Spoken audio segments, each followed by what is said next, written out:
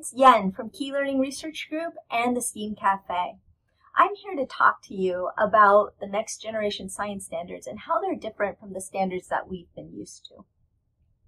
I want to start out with a little background. I had a teacher come and talk to me one time in the middle of my workshop, and she was a little bit demoralized. She said, the next generation science standards, like all the standards and training that they're doing right now, are fads, and that in 3 or 4 years from now, that fad's going to change to something else, and then it'll be something else, and then it'll be something else. Her logic was that there was no reason for her to reflect on and change her own teaching strategies because there wasn't any point. When this fad was over and the next one came in, it's probably going to reflect something that happened 10 years ago. Now, the interesting thing about the philosophy is this. We know that in this day and age, our society is changing so quickly that our education system can't even keep up. I'll give you an example. In 2 years from now, 77% of the jobs in the United States are going to require some sort of STEM training. The problem, though, is that less than 25% of our college undergrads actually choose a career in STEM. What that means is there's going to be a huge gap in the STEM workforce pipeline. In fact, some of us are already feeling it now. We can't even get enough software engineers, actuaries, even medical doctors to go to different places in the United States. So the next generation science standards were created along with Common Core for ELA and math. They were created to bring our education system and bring our standards up to today's technology and speed. The next generation science standards are different from regular standards in generally 4 different ways. So I'm going to talk about those ways. First is they're 3D standards. Second, they include engineering. They also reflect learning progressions. And finally, 21st century skills. Now, what do I mean by that?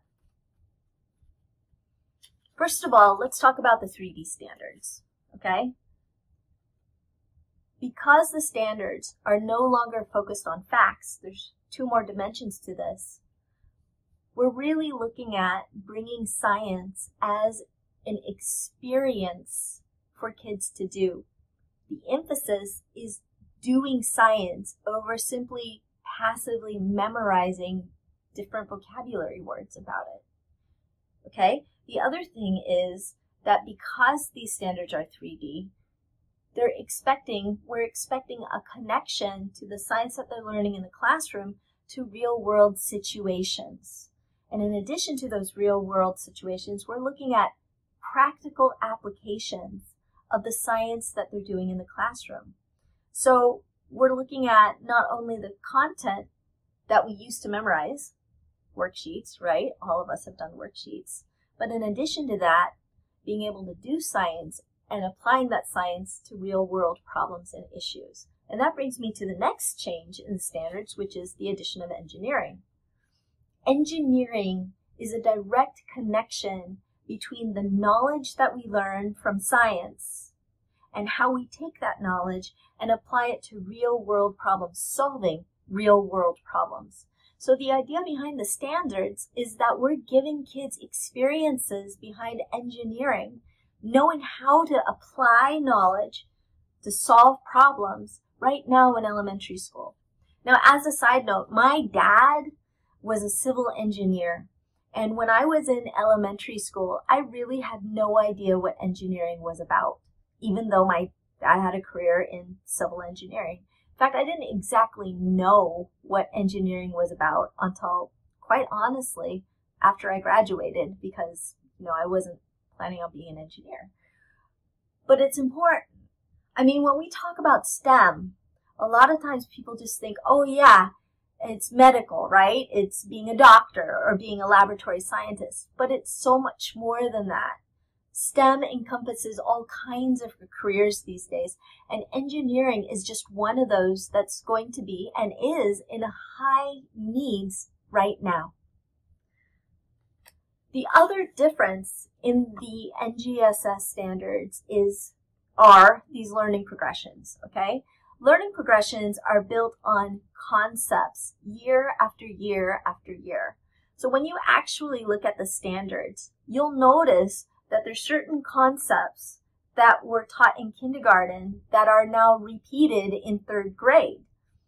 Now, when you take a look at that initially, it's kind of like, well, why is there a repeat? What's the point of that, right? Well, here's the thing about these standards, okay? A concept is very different than understanding a fact.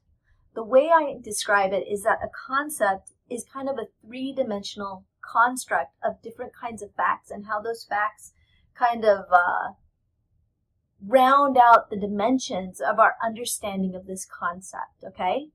A fact is 2-dimensional. It's like one side. When you add all those facts together and make those connections, now you've got a concept. Okay, why is this important?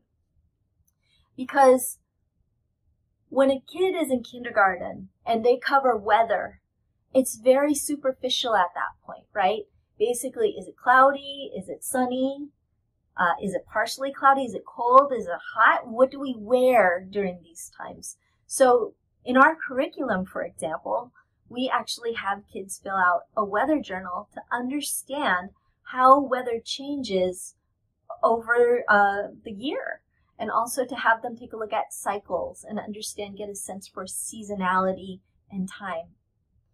Now, in 3rd grade, when they hit weather, they build upon a deeper, more cognitively challenging concept, which is climate. So on top of understanding weather as students knew it in elementary school, now students have to look at climate. What is the climate of a general area? How does that climate change over time? And when I say time, not over time of a year, but we're talking about over time over several decades, for example. Understanding the historical context behind weather.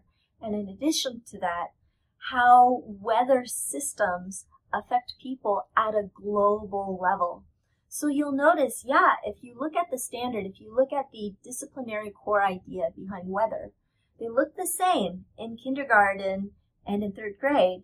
But then when you actually dive deep into what's expected in the other dimensions of the performance expectations, the science and engineering practices, and the cross-cutting concepts, you'll find that each time weather is covered or mentioned in the standards, it becomes a more complex concept so that students understand weather as a 3-dimensional construct by the time they graduate. And I have to slip this in there. And they'll understand why climate change is a thing. Okay, now the next thing are the 21st century skills. I know we hear about this a lot. I talk about this a lot in other videos or in future videos as well. And this is also mentioned in my Next Generations. This is also mentioned in my lesson planning class. Anyways, going back, what are 21st century skills? 21st century skills have been identified with governments, with private and public organizations.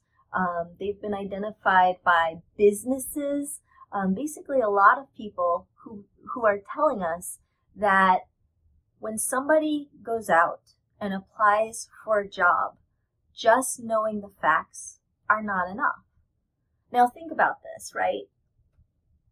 We all work in the workplace.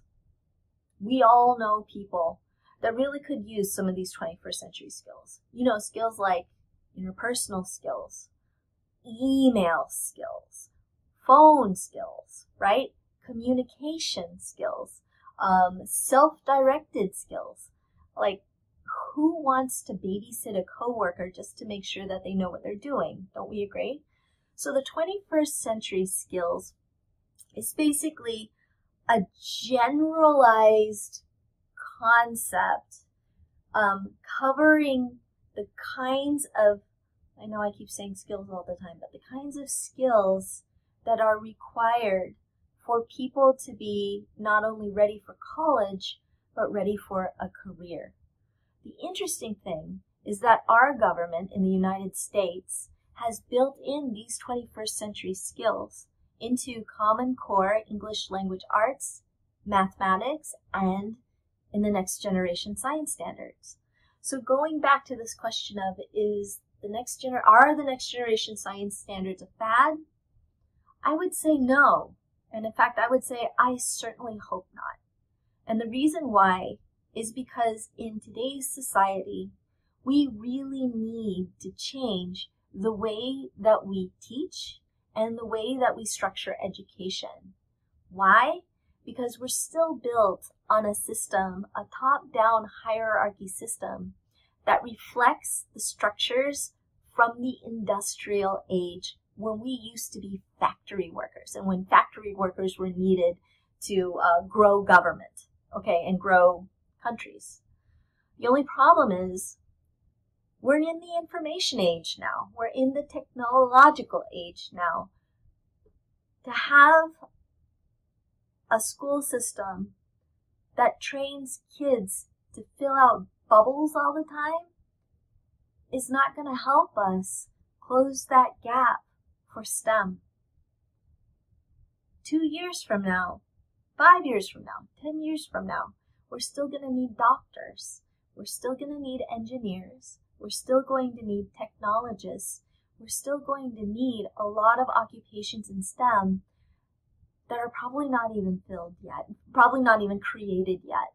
So we need an education system that builds a cognitively flexible society that can adapt to the changes, to the demands that our societies on a global level are asking of us, that can adapt to our society's needs as we evolve and grow. Anyways, that's all for today for my blog. I hope you enjoyed it.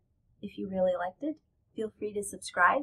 I do have a newsletter that comes out every Wednesday that talks about what we're up to, but it's also full of great science stuff, resources, and freebies. The other thing too is that it'll keep you abreast of all the things that we're doing. Classes, workshops, webinars, all kinds of exciting stuff. Thanks for joining me, and I'll see you next week.